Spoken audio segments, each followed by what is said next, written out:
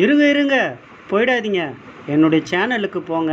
என்னுடைய எல்லா புது வீடியோவும் பாருங்கள். உங்களுக்கு பிடிச்சிருந்தா மட்டும் எனக்கு லைக் பண்ணுங்கள், கமெண்ட் பண்ணுங்கள், ஷேர் பண்ணுங்கள். மறக்காமல் சப்ஸ்கிரைப் பண்ணிவிடுங்க. அப்படியே மேலே இருக்க பெல் பட்டன் தட்டி விடுங்க.